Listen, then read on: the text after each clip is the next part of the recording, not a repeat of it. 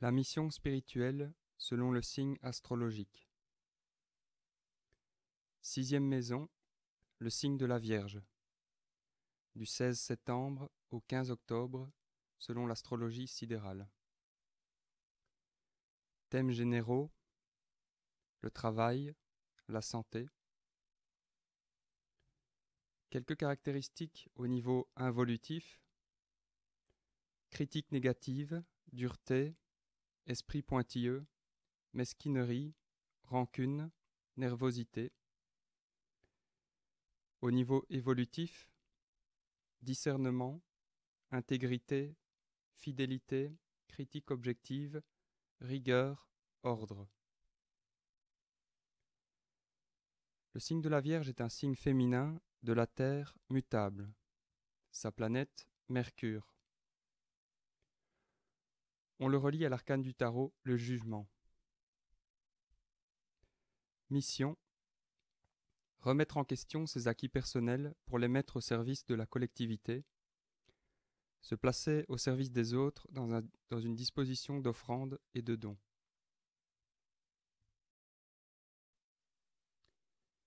Plan initiatique. Sur le plan initiatique, le signe de la Vierge incarne une aptitude à servir, incitant le natif à mettre tout ce dont il dispose au service de l'autre.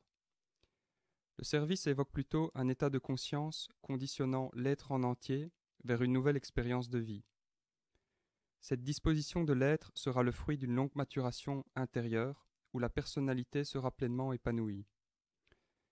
Le natif pourra aller vers l'autre facilement, de façon gratuite, de manière aimante et désintéressée. En d'autres termes, le signe de la Vierge évoque une prise de conscience pour découvrir que le pouvoir, l'avoir et le valoir ne peuvent constituer une fin en soi. Il lui faudra donc mettre cela au service des autres. C'est dans ce sens que Max Heindel déclarait que servir en tout désintéressement est la voie la plus courte, la plus sûre et la plus joyeuse qui mène à Dieu. Plan planétaire. Pour le signe de la Vierge, Vénus, en chute, est l'élément principal sur lequel le natif doit travailler. C'est sur le plan émotionnel et affectif qu'il est le plus fragilisé. Pour répondre à l'enjeu du signe, remettre en question ses acquis pour les mettre au service de la collectivité, le natif devra apprendre à se placer à l'écoute des impulsions de son cœur. Jupiter, en exil, lui demandera d'éveiller en lui une capacité à faire confiance, ce qui est le principal enjeu de cette planète. Grâce aux injonctions de Vénus et de Jupiter, le natif développera certaines aptitudes associées à Mercure, en domicile, comme un bon sens lui permettant de prendre une distance par rapport à ses acquis. Mercure en exaltation dans ce signe incarne le processus de médiation et de communication.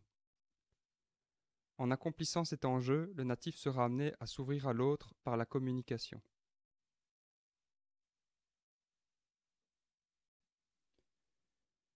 Le chemin spirituel de l'âme. Nœud nord en Vierge, maison 6.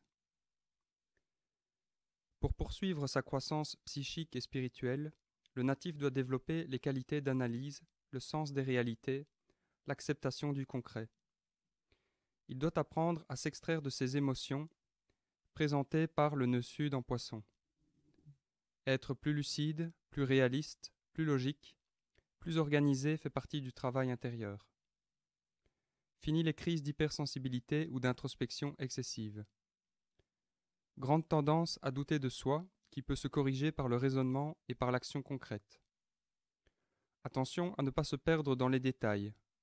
Retrouver un équilibre en acceptant la vie telle qu'elle est.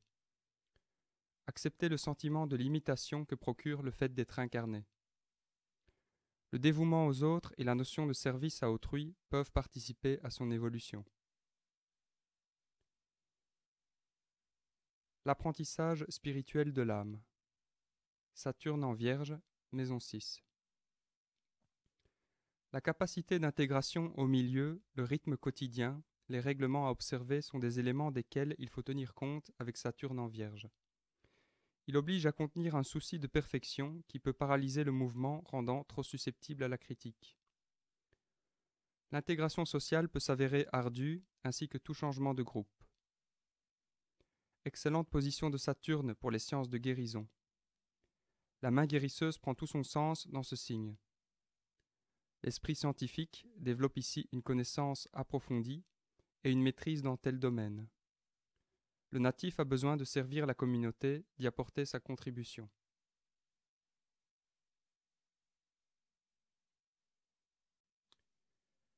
La loi cosmique à observer. 8e loi. Je suis libre de préjugés. Un préjugé est une idée ou une opinion formulée par l'intelligence, mais elle n'a pas été examinée sous tous ses angles.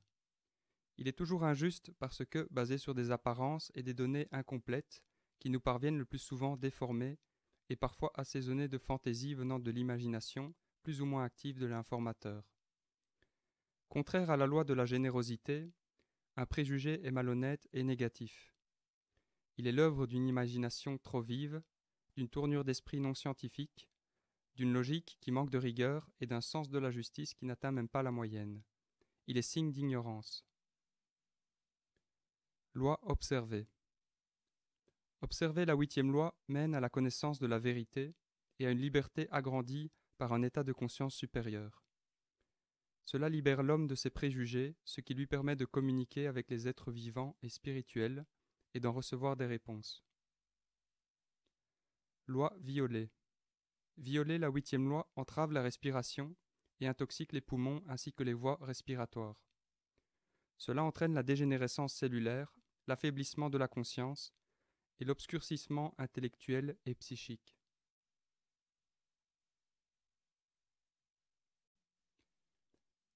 Paramètres de l'horloge cosmique de la Vierge.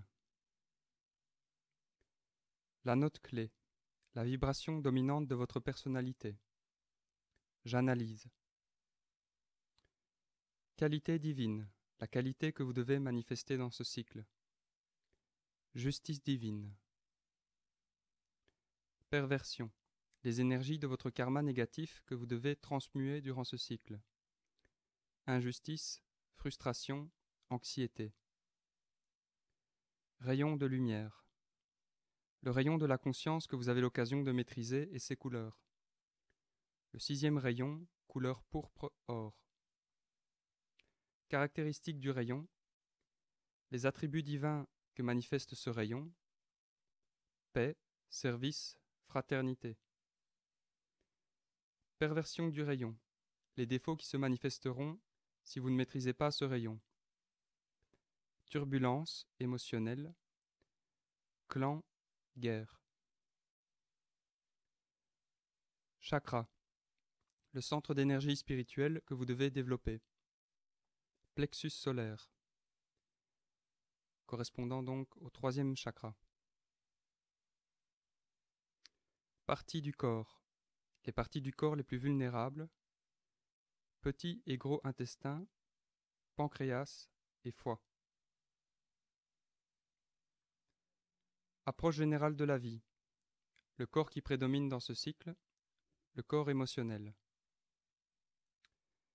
Éléments, l'élément de la nature que vous devez maîtriser, la terre. Cadeau, le cadeau de l'esprit que vous manifesterez lorsque vous maîtriserez le rayon. Don des langues.